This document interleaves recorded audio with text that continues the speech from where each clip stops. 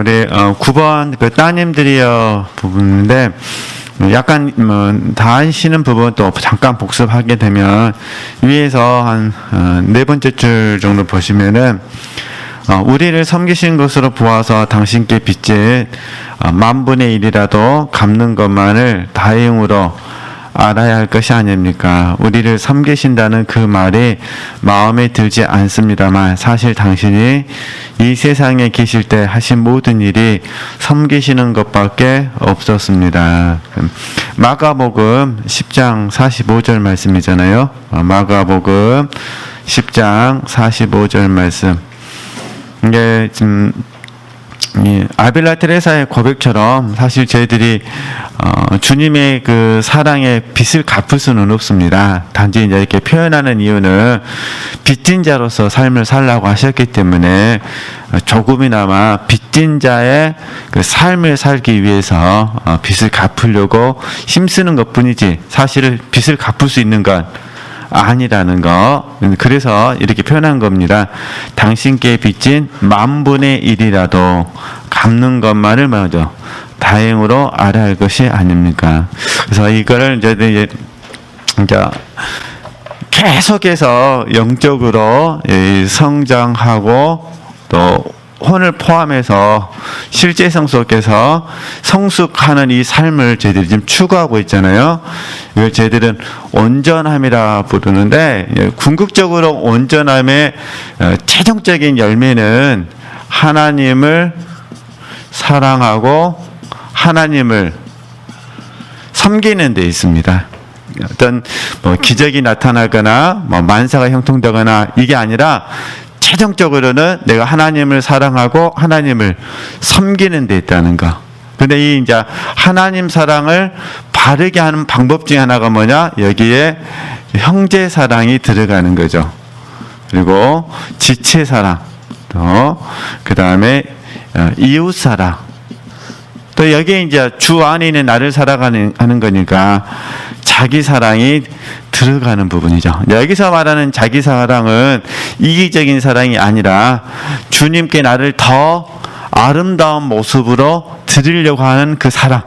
이해되시겠죠? 이게 나를 지금 제가 온전함이라 썼는데 나를 가장 온전한 사람으로 사랑해서 주님께 나를 주님께 드리려고 하는 그런 의미에서의 자기 사랑이라는 거. 그러니까 저희들이 이제 늘 이런 학습을 통해서 또 한 번 깨닫는 부분은 최종적인 목표는 우리가 하나님을 사랑하고 하나님을 섬기는 것이다. 그러잖아요. 우리가 저희 교회에서 우리가 자녀라는 신분에 대해서도 배우고 그다음에 왕, 제사장, 그다음에 성전, 예비된 신부 이 5가지 신분에 대해서 배우고 지위에 대해서는 종에 대해서 배우잖아요.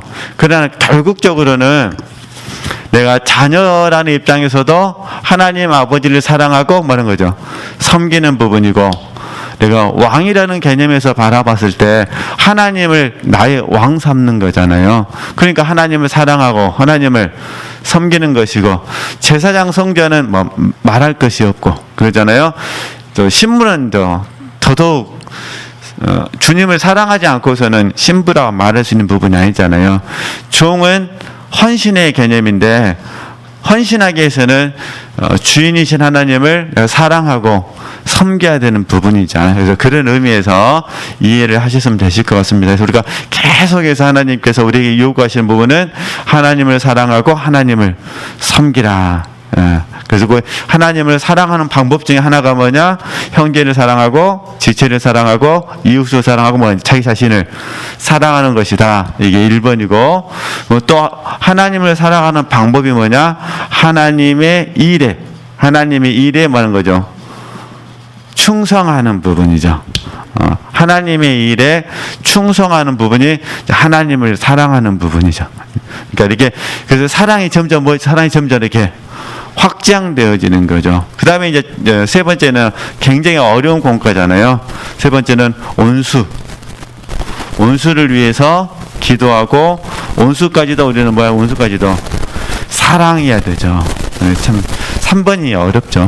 3번. 그럼 어찌됐든 우리가 이런 그 흐름 안에서 공부하는 부분입니다. 그런데 이제 아빌라 테레사의 가르침에 의하면은 우리는 빚진 자다.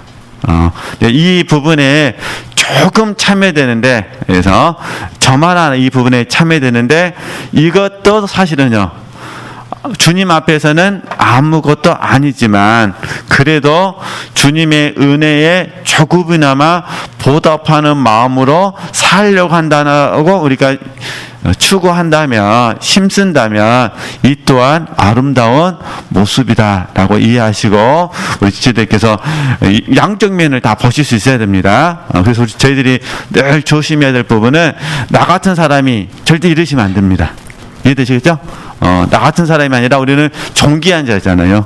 주님께서 나를 사랑하신 사람이니까 우리는 존귀한 자로서 비록 내가 참여하는 부분이 점과 같이 아무것도 아니라 하더라도 이것도 참여할 수 있도록 하나님이 기회를 주시고 하나님께서 당신을 섬긴 것이라고 말씀해 주시니까 이것도 우리 스스로가 감사할 수 있으셨으면 좋겠다, 그런 부분입니다. 내가 누군가에게 주님의 이름으로 선을 베풀게 되면 사실은 주님을 사랑하게 되는 것이거든요. 우리 거꾸로 올라가도 마찬가지예요. 온수를 기도하고 사랑하는 것도 결국은 하나님을 사랑하는 것이 되는 것이고, 하나님의 일에 충성하시는 것도 하나님을 사랑하시는 것이 되는 것이고, 형제사랑, 지체사랑, 이웃사랑, 사랑 안에서 스스로 세우는 이 자기 사랑에 초점을 맞춘다더라도 결국은 하나님을 사랑하는 것이 된다는 거, 이렇게 생각하시고 균형 잡힌 그런 통찰력 속에 적용해 주시면 감사하겠습니다. 그럼 9번 보겠습니다. 따님들이여, 나는 더 이상 밝혀 보일 재주가 없어 뒤죽박죽이 되어 버렸습니다만 여기 지적한 몇 가지 점을 명심하여 두십시오. 주께서 여러분을 깨우쳐 주시면 영혼의 메마름에서 불안은커녕 악마는 이것을 노립니다. 도리어 겸손을 얻게 될 것입니다. 그래서 영혼의 메마름은 혼의 영역입니다. 여기서 말하는 영혼의 메마름은 혼의 영역이라는 것. 우리 생각과 마음과 의지 안에서 메마름이 찾아오는데 그때 우리는 뭐라는 거죠? 불안하지 말고 뭘 얻으셔야 된다고요? 겸손을 얻으셔야 된다. 이 말은 무슨 말이냐면은 하나님의 은혜가 아니고는 나는 아무것도 아니라는 사실. 그리고 하나님의 은혜 안에서 내가 변화된 것처럼 보일 뿐이지 나는 여전히 질그릇에 불과하다는 사실, 그 다음에 육신에 불과하다는 사실, 이런 부분들을 깨닫게 된다, 그런 의미입니다. 그래서 악마는 영혼의 메마름을 경험하고 있는 우리에게 불안하게 하는데 하나님은 합력하여 선을 이루셔서 우리로 하여금 뭘 얻게 하신다고요? 겸손을 얻게 하신다고. 그래서 그걸 믿어달라는 거예요. 영혼이 정말 겸손하다면 하나님께서 그에게 위로를 아니 주신다 하더라도 평화와 순종을 주셔서 위로 속에 사는 일보다 훨씬 더 뭐란 거죠? 만족스럽게 사는 것입니다. 지금 여기서 잠깐만 이걸 구분하면 이런 부분이에요. 하나님께서 위로를 주실 수도 있고, 그 다음에 말씀 그대로 하면은 지금 평화와 순종이라 했잖아요. 평화와 순종. 여기서 평화는 이제 보통 우리가 말하는 안식, 평강을 말합니다. 샬롬이니까. 그러니까 하나님 우리에게 위로를 주실 수도 있고, 평화도 주실 수도 있고, 순종하게 하실 수도 있어요. 근데 위로는 주지 않으시고, 안식을 주시면서 뭐하게 하실 수 있다는 거죠? 순종하게 하실 수 있겠죠? 이때 제대로 표현이 새 힘 주셔서 이렇게 표현하면, 새 힘을 주심. 이렇게 표현하는 거예요. 그러니까 하나님 우리를 위로해 주지 않으셔도 뭘 주신다는 거예요? 새 힘을 주신다는 거예요. 그러니까 위로해 주실 수도 있고 안식과 순종으로 갈 수 있도록 하실 수 있다는 거예요. 근데 보편적으로 육체는 위로를 어떻게 생각하냐면 덤으로 생각해요. 덤. 육체 편에서 바라봤을 때는 육체는 위로가 주어지면 뭘로 생각한다고요? 덤으로 생각한다는 거예요. 그래서 우리가 이제 예를 들면 로뎀나무의 엘리야 그렇잖아요. 하나님께서 로뎀나무의 엘리야에게 찾아가셔서 위로해 주신 건 아니고 뭐라는 거죠? 새 힘을 주신 거죠. 거기서 이제 떡을 주시잖아요. 떡을 먹고 힘내라고. 그건 새 힘을 주신 거지 뭐 주신 건 아니라는 거죠. 위로해 주신 건 아니라는 거예요. 근데 육체편에서는 안식과 순종도 좋지만 뭐까지 바란다는 거죠. 위로해 주기를 바라는데 사실 우리 주님께서는 성장하신 분들에게는 위로보다는 뭘 주기를 원하는 거죠.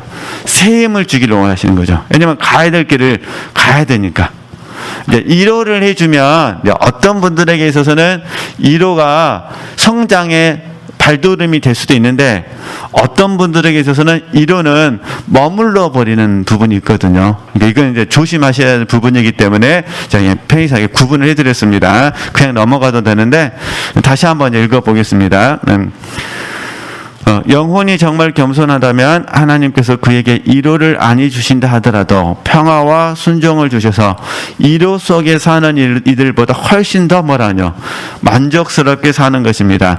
여러분도 책을 읽어서 아시겠지만 그런 위로의 맛은 주님께서 아주 뭐란 거죠? 약한 사람들에게 주시는 것이 보통이라는 거예요. 이해되시겠죠?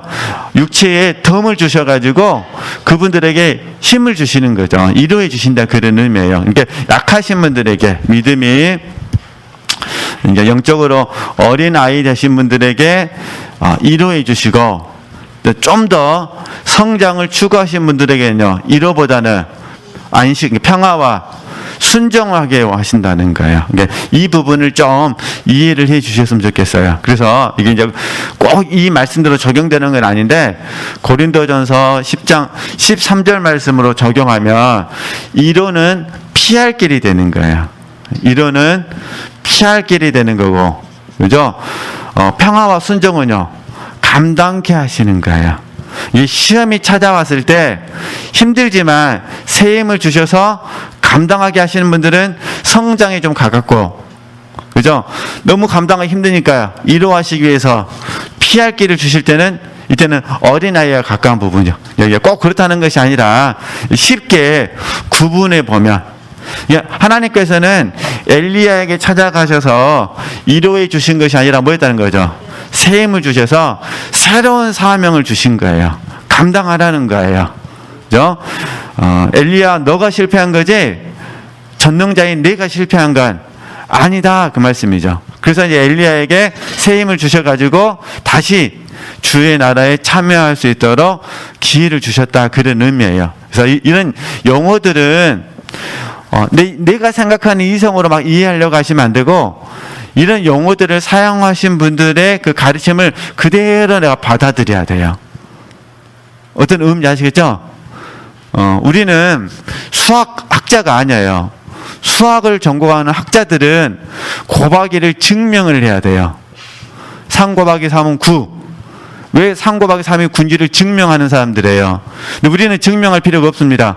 우리는 뭐 하면 되는 거죠? 달달달. 외워서 과정은 몰라요. 뭐만 하면 되는 거예요. 9만 알면 되는 거예요. 이해되시겠죠? 머리 짜매가지고 내가 군주는 알겠는데 왜 군주는 모르겠다고 이러면은 수학 전공하셔야 돼요. 우리는 수학 전공할 필요가 없습니다. 그러니까 제 말은 이런 용어들은 지금 저희들이 새로 만들어낸 것이 아니라 고대 전통에서부터 사용하는 개념이기 때문에 그걸 그대로 나게 받아들이면 되는 거예요. 하나님께서 영적으로 어린아이에게 주는 것은 이로고 성장하는 사람이 주시는 것은 평화와 순종이고 이걸 받아들이고 이걸 묵상할 때에 그렇구나라고 알아지게 되는 부분이거든요. 이렇게 이해하시면 되실 것 같습니다. 이건 또 하여튼 계속 읽어가면서 그래서 그런 위로의 맛은 주님께서 아주 약한 사람들에게 주시는 것이 보통입니다. 그 사람들은 정녕 그 위로를 메마름 속에 사는 이들의 용기와 뭐라죠? 바꾸려 들지 않을 것입니다. 인간이란 십자가보다도 편한 것을 좋아하기 때문입니다. 주여 당신은 모든 것을 아시오니 우리를 시험하소서. 이때 시험은 테스트입니다.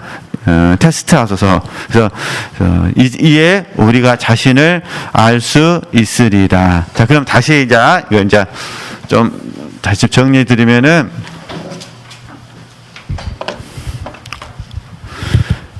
원래 보편적으로 사도 바울 같은 분들은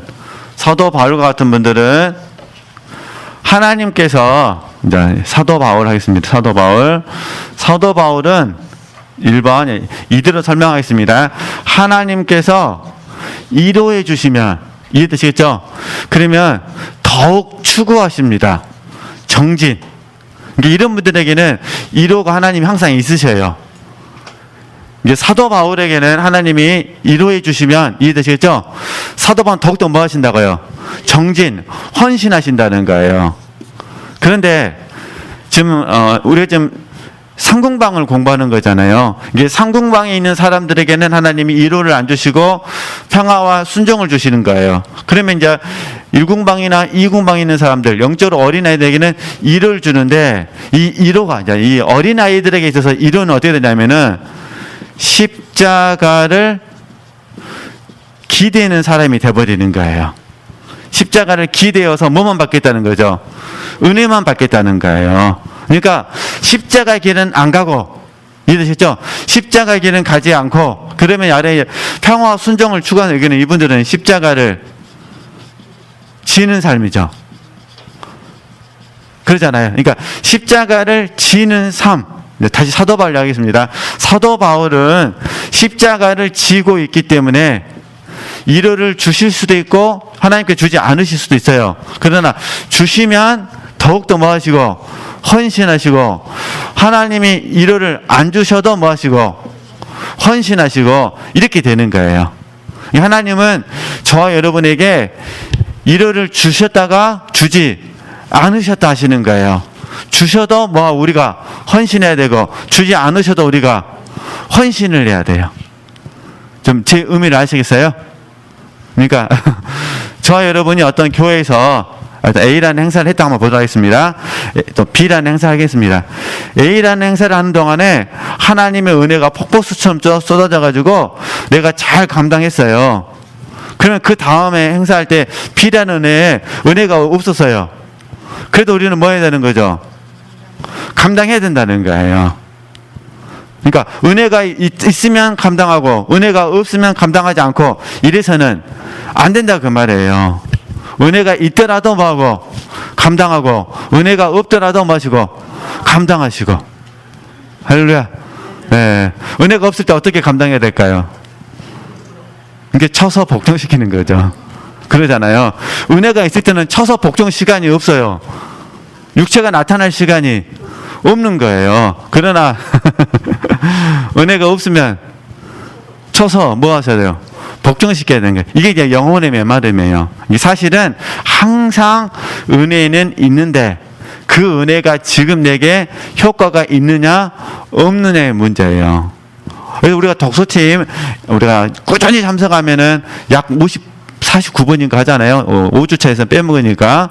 그러니까 어쨌든 약 50번을 참여하는 과정 속에서 우리 지체들에게 50번 다 은혜가 있을 수도 있고, 그 중에 절반만 은혜가 있을 수도 있어요. 은혜 있어도 오시는 거고, 은혜 없어도 오시는 거고. 할렐루야. 있어도 오시고 없어도 오실 때 성실하다 그러죠. 있을 때 오고 없을 때 안 오면 성실하지 않다 이렇게 이해하셨으면 좋겠다 그런 부분이에요. 그러니까 하나님은 다른 의도로 말씀하신 것이 우리를 더 뭐하기를 원하신다. 한 단계 더 성장하기를 원하신다는 거예요. 그래서 우리가 십자가를 기대 만들고 십자가를 지는 삶을 살아야 돼. 확실한 거는 사도 바울의 고백을 보니까 십자가를 지는 삶을 살 때 하나님 반드시 사도 바울을 뭐 해주셨더라? 위로해 주셨더라. 그리고 때로는 새 힘을 주셔가지고 헌신하게 하셨더라. 이해되셨죠? 이게 위로를 주셔도 감사, 위로 없이 안식과 순종만 주셔도 감사. 그래서 우리가 여기서 적용하는 게 그거예요. 그리 아니하실지라도 이렇게 되는 거예요. 그래서 저희들이 잘 알다시피 그리 아니하실지라도의 의미가 이제 다니엘 세 친구에게 적용될 때도 있고, 그 다음에 하박국 선지자에게 적용될 때도 있잖아요. 그러죠? 네. 그러니까 이제 물론 이제 핵심은 동일한데 적용하는 방법은 다르겠지만, 그러나 어찌됐든 저와 여러분은 이로가 있어도 헌신하시고 이로가 없어도 뭐 하시고 헌신하시고 이러셔야 됩니다. 그래서 이거를 제가 말을 좀 바꾼 거예요. 십자가를 기대해서 사느냐 아니면 십자가를 지는 삶이냐. 십자가를 기대는 삶을 원래는 좋은 말이에요. 원래는 정말 좋은 말인데 이 잘못 적용돼 가지고 이제 어쩔 수 이제 비판받는 쪽으로 갔는데, 십자가를 기대는 사람을 이거를 은혜의 중독자다 이렇게 불러요. 원래는 좋은 말이거든요. 그러면 십자가를 지는 사람은 이제 뭐 이거는요, 예수님의 이게 예수의 중독자다 이렇게 부르게 되는 거죠. 원래는 다 좋은 말인데 적용을 사람들이 잘못하다 보니까 어쩔 수 없이 이렇게 부르게 된 거예요. 이해되시죠? 은혜의 중독자, 예수의 중독자가 되는 거예요. 그러니까 은혜의 중독자는 헌신이 없어요. 뭐만 추구한다는 거죠? 은혜만 하니까. 여기는 은혜만 추구하고 헌신은 없고, 예수의 중독자는요, 은혜 안에서 헌신하는 사람, 이렇게 부르게 되는 거예요. 그래서 라오디아 교회가 사실은 은혜의 중독자예요. 라오디아 교회가. 은혜는 있는데 뭐가 없는 거죠? 헌신은 없는 거죠. 이러면 안 되기 때문에 이걸 지금 책망하기 위해서 이렇게 바르게 분별하도록 하기 위해서 설명하는 부분입니다. 그래서 우리 주님께서는 저에게나 우리 지체들에게 이 은혜의 중독자가 되지 않도록 하시기 위해서 일요를 멈추시고 뭐 하는 거죠? 안식과 순종을 통해서 새 힘을 주셔서 계속 뭐 하는 거죠? 십자가를 지는 삶을 가게 했다. 그래서 사도 바울의 고백을 다시 적용하면은 너무 환난이 심화해서 살려고 하는 소망도 뭐였다는 거죠? 끊어졌다는 거예요. 그래도 그는 십자가를 지는 삶을 포기할 수 없는 부분이죠. 우리도 큰 어려움을 경험할 때 있잖아요. 그죠?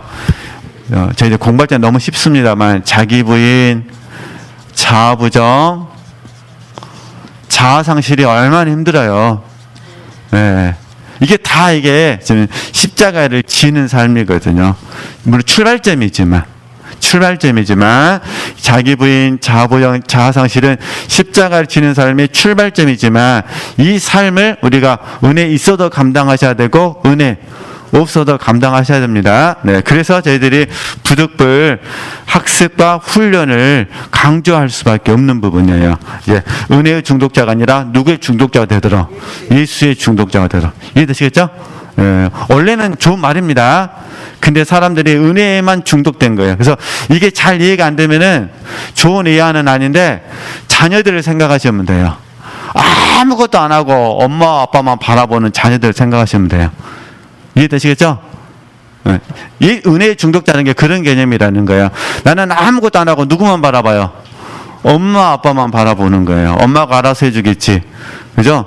뭐 아빠가 알아서 해주겠지. 이런 경우는 자녀가 좋은 성장한 자녀가 아니잖아요. 이렇게 그 차이점을 이해하시라고. 자, 그러면 이제 제 2장 보겠습니다. 네. 같은 문제를 다루어 나가며 기도에 있어서의 메마름과 그 메마름에서 올 수 있는 것을 들어 말함. 그리고 이 궁방에 있는 이들은 어떻게 스스로를 단련을 훈련으로 바꾸시면 됩니다.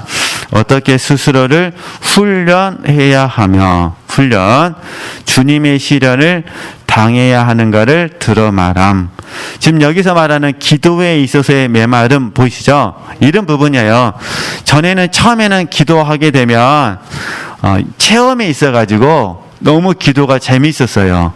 근데 어느 순간부터 하나님 그 체험을 거두어 가신다는 거예요.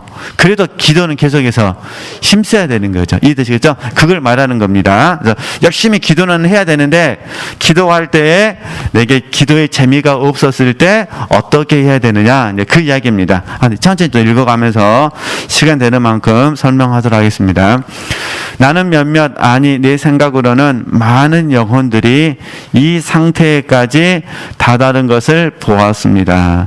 그들은 우리가 알기에는 영혼, 육신 할 것 없이 오랜 세월을 바르고 알뜰하게 생활하였습니다. 이 신앙생활을 열심히 했다 그런 부분입니다. 그러고 보니 이미 세속을 정복한 듯 일체의 미망을 깨친 듯 하였습니다. 그래서 미망이란 말은 제가 잠깐 읽어만 드릴 테니까 다음에 그 사전에서 찾아보시면 됩니다. 일체의 미망을 깨친다 그랬잖아요. 이게 미망은 안 좋은 의미죠. 안 좋은 의미를 깨달은 듯 했다 그런 의미니까. 그래서 미망은 뭐냐면은 사리에 어두워 실제로는 없는 것을 있는 것처럼 생각하고 갈피를 잡지 못하고 말하는 거죠. 헤매는 것, 그걸 의미한다는 거예요. 일체 미망은. 다시 읽어드리면 사리에 어두워 실제로 없는 것을 있는 것처럼 생각하고 갈피를 잡지 못하고 헤매는 그 모습, 알지 못하는 그 무엇을 마치 모든 걸 뭐라는 거죠. 아는 것처럼 행동했다 그런 의미예요. 그런데 주님께서 어쨌든 스스로가 생각했을 때는 높은 정상이 있는 겁니다. 스스로가 생각했을 때는 썩 괜찮은 신앙인이었다 그런 의미예요. 우리가 아는 말을 바꾸면. 그런데 주님께서 한번 뭐 하셨다는 거죠? 시험을 하시자. 이때 시험은 테스트입니다. 테스트. 한번 시험을 하시자. 그나마 대수롭지 않은 일이었는데도 어찌나들 안절부절 못하고 술렁거리던지 나는 하도 어이가 없고 아주 뭐란 거죠? 두렵기까지 했었습니다. 그런 이들에게는 충고를 해주려 해도 도리가 없습니다. 왜냐고요? 오랫동안 덕을 닦아온 터이므로 그들은 자신들이 남을 가르칠 사람으로 알고 있고 시련을 못 견디는 것마저 충분한 이유가 있다고 보는 까닭입니다. 이건 이제 다시 우리에게 이제 적용하면은 이제 우리에게 다시 적용하게 되면 이런 부분입니다. 사도 바울 적용하면 금방 이해되셔요. 사도 바울이 사도행전 9장에서 주님을 만나게 되잖아요. 이제 주님 만나고 나서 3일간 이제 금식하고 기도하거든요. 금식하고 기도하는데, 그런데 이 사도 바울이 주님 만나기 이전에 사도 바울은 스스로가 생각했을 때 어떤 표현이 좀 이상하지만 성공한 사람이었어요. 모든 면에서. 이해되시겠죠? 그리고 사도 바울은 진짜로 순진하셔가지고 예수 믿는 사람을 핍박하는 것을 하나님의 일이라고 생각했어요. 진짜로. 마치 우리가 어떤 사상에 사로잡혀가지고 뭔가 딱 쏙 빠질 때가 있잖아요. 과거에 신앙생활 하실 때 보면은 어느 단체가 잘못됐는데 잘못된지 모르고 완전 그 단체에 빠져가지고 그것이 마치 옳은 것처럼 나중에 생각해 보니까 잘못됐다는 걸 깨닫는 거잖아요. 이제 그러듯이 그랬다 그런 부분입니다. 그런데 빛으로 오신 주님을 만남으로 말미암아 사도 바울이 자기 자신의 실상을 알게 되어진 거죠. 그래서 뭐 어떻게 스스로 고백하냐면 내가 교회를 핍박했다 이렇게 표현하는 거예요. 그 전에는 교회를 이제 처음에 사도 바울이 말했던 교회는 이제 유대교입니다. 유대교. 그러니까 유대교를 사랑했고 그 사랑의 방법이 교회를 뭐였다는 거죠? 핍박한 거였어요. 이게 진짜 믿었다는 거예요. 그런데 이제 빛으로 오신 주님을 만나고 나서 자기의 실상을 발견했잖아요. 알고 보니까 사실은 교회를 핍박했는데 결국 누굴 핍박했다는 거죠? 주님을 핍박했다는 거예요. 왜냐하면 주님하고 교회는 일체니까. 그죠? 이 이야기를 지금 하고 있는 부분이에요. 그러니까 아빌라 테레사 입장에서 봤을 때는 본인이 경험했던 많은 사람들이 스스로는 영적으로 대단하고 생각한다는 거예요. 대단하다고 생각을 했는데 그 사람에게 하나님께서 테스트를 하시니까, 그러니까 우리식으로 말하면 자아 발견을 시켜주시겠죠. 파트너를 붙이셔가지고 오정육부를 뒤집었겠죠. 그때 그 사람이 말씀대로 행동하는 것이 아니라 뭐란 거죠? 육신으로 행동하고, 무엇보다 자기 자신의 육신의 상태를 인정하지 않고 그렇게 행동하고 있는 자기 자신을 바라보면서 너무 실망해서, 이해되시겠죠? 자기 자신에게 뭐란 거죠? 너무 실망해가지고 세상에 내가 어떻게 이럴 수가 있느냐고 하면서 자기를 정죄하고 판단하는 그 모습, 그죠? 회의적이고 냉소적으로 빠지는 그 모습에 대해서 우리에게 지금 지혜를 들려주고 있다라고 이해하시면 되실 것 같습니다. 근데 이제 저희들은 날마다 지금 성령의 조명하심 속에서 우리 자신들을 보시는 거잖아요. 그래서 지인 중에 개수란 말을 쉽게 이렇게 우리 저희들이 고백해 드릴 수 있는 부분인데, 아직 이 차이점들을 이해하시고 계속 보도록 하겠습니다. 네. 다시 한번 읽어보면, 주님께서 한 번 시험을 하시자. 그나마 대수롭지 않은 일이었는데, 뭐 자존심을 상하게 했다든가 뭐 그런 거 있잖아요. 옳고 그름에 빠졌다든가 사실 대수롭지 않는 부분이잖아요. 근데 어찌나들 뭐라는 거죠? 안절부절 못하고 술렁거리든지 나는 하도 어이가 없고 아주 드러기까지 했었습니다.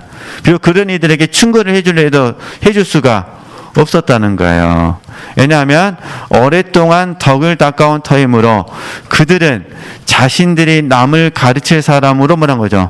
알고 있고 시련을 못 견디는 것마저 충분한 이유가 있다고 보는 까닭입니다. 그래서 제가 드리고 싶은 부분은 자기 자신에게 실망하시면 안 되는 거예요. 이해되시겠죠?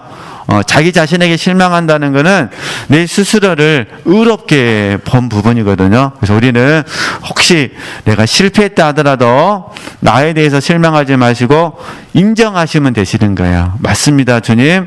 주님의 은혜가 없으면 나는 바로 실패하는 어린아이에 불과합니다. 질그릇에 불과합니다. 이렇게 고백하셔야 됩니다. 그리고 누구에게 가셔야 돼요? 주님께 가셔야 돼요. 주님 도와주시옵소서. 주님 없이는 나는 한순간도 살 수가 없습니다. 이렇게 고백해 주셔야 됩니다. 계속 보겠습니다. 결국 나는 그런 사람들을 위로해 줄 방도가 없었고 역시 지금도 뭐란 거죠? 마찬가지입니다. 이거는 스스로가 깨달아야 돼요. 스스로가. 네. 기껏해야 그들의 고통을 크게 동정할 따름이지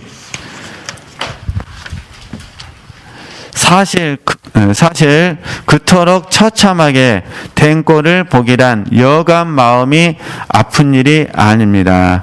그들이 내세우는 이유에 뭐란 거죠? 맞서서도 안 됩니다. 싸워버리니까. 다툼이 되는 거잖아요. 참 그래서 다른 사람의 허물들을 바라보면서 바로 잡는다는 것이 굉장히 어렵습니다. 네.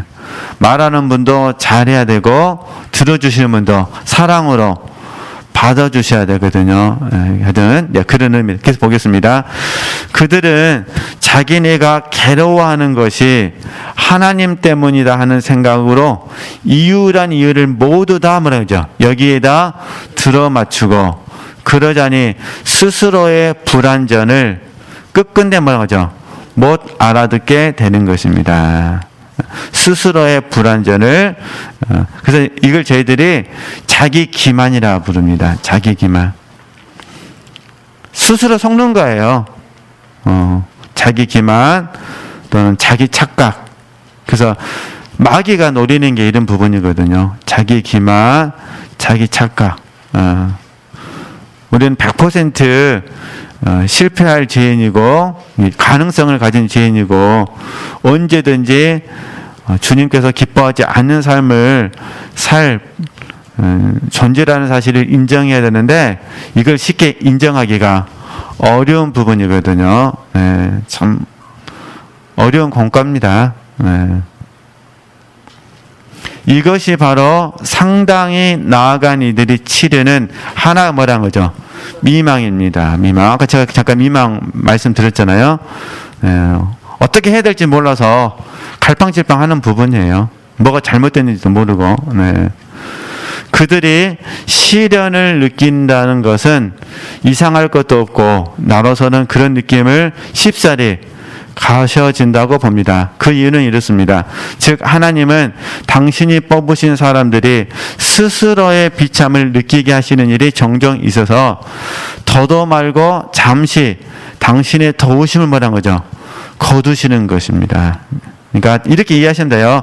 하나님 안에 내가 있어야 그나마 이쁘게 보이는 거고, 하나님의 은혜가 없으면 원래 내 모습이 나오는 부분이라는 거예요. 그래서 우리가 저희들이 잘 아는 말로 바꾸게 되면, 지금 현재 우리 지체들의 입장에서는 자, 원래의 나 같은 의미잖아요. 본래의 나, 원래의 나를 좀 알고 계시잖아요. 그리고 내 안에 있는 들보를 알고 다 지금 인정하시는 부분이거든요. 현재 저희들의 입장에서는. 근데 지금 이 책은 이 책에서 나오는 독자들은 이걸 잘 모르는 거예요. 이 질문 아시겠죠? 이게 지금 저희들은 원래의 나도 날마다 나를 알고 있고, 원래의 나를 알고 있고, 내 안에 있는 들보도 내가 지금 알고 있어요. 그래서 저희들이 세 번째 늘 드리는 고백이지만, 죄인 중에 괴수라는 말도 잘 알고 있고 죄성이란 말도 다 동의하고 있어요. 그런데 문제는 이 책에 나와 있는 독자들은 아직 그 단계를 인정하지 않는다, 그런 의미예요. 그러니까 이 차이점만 이해하시고 보시면 됩니다. 저희들은 원래의 나도 인정하고 있고 들보도 알고 있고 죄인 중에 괴수도 알고 있는 거죠. 그런데 문제는 저희들이 은혜 안에 있음으로 말미암아 원래의 나도 알고 들보도 알고 죄인 중에 괴수도 알고 죄성도 아는데 부득불 다른 사람의 티에 대해서도 안다는 거예요.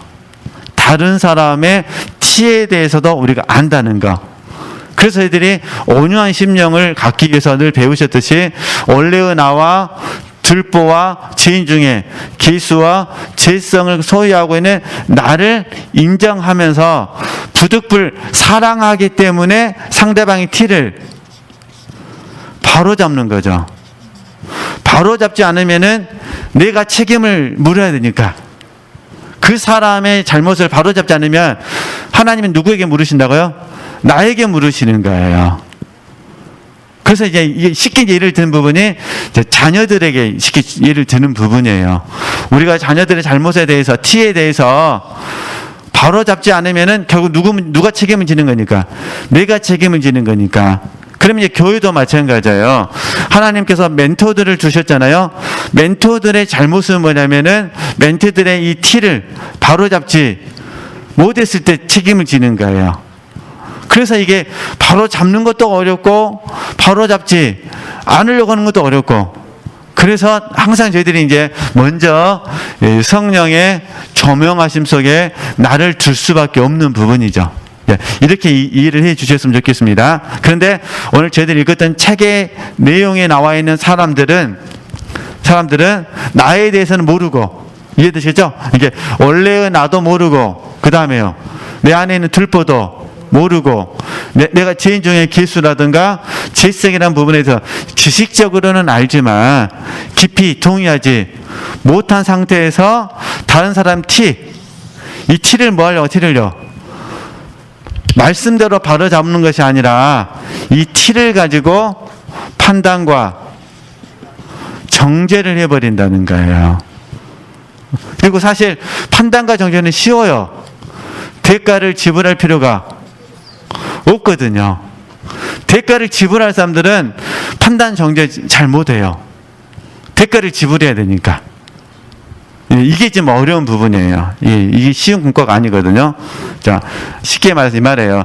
대가를 지불 안 할 사람은요, 입이 쉬워요. 이게 뭐가 나오나요? 판단과 정죄가 쉬워요. 그냥 말하면 돼. 그냥 김지사가 잘못해서 이 자아가 파쇄가 안 돼갖고 영성훈련 30년 해도 똑같아. 그냥 그거 하나 못 버리갖고 말이야, 된다는 거예요, 입으로만. 근데 내가 그의 영혼을 성장을 도와줘야 돼요. 그를 위해서 기도해줘야 되고, 그에게 물질로도 섬겨줘야 되고. 그러면 이런 말 나올까 안 나올까요? 안 나와요. 나올 수가 없어요.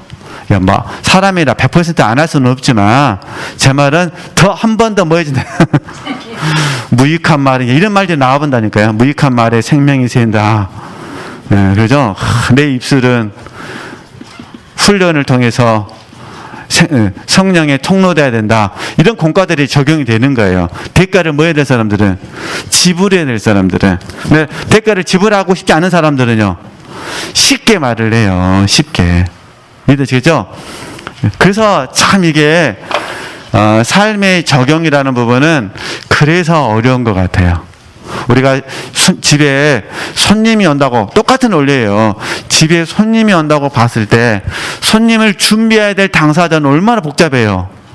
청소부터 시작해서 머리 아파. 그러나 입으로만 삼기는 사람은요. 하나도 안 복잡해요. 뭐가 복잡하냐. 그냥 있는 모습 그대로 보여주고 라면 끓여주면 되지. 정 안 되면은 곰탕집 가서 곰탕 사다가 그냥 줘버리면 되지. 틀려.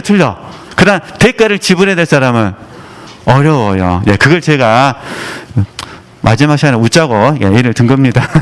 그래서 저 다시 정리하면은 그래서 이 아빌라 테레사가 바로 잡아야 되는 건 알지만 사실 바로 잡을 수 없었다 그런 의미예요. 그리고 그 잘못을 지적하고 싶지만 지적하게 되면 뭐가 생기니까 다툼이 생기니까 그래서 그것마저도 내가 할 수 없었다. 그럼 어떻게 해야 되느냐? 이제 이런 부분들은 이제 또 다음에 2주 후에 또 배우도록 하겠습니다. 네, 하나님께 영광 돌리겠습니다.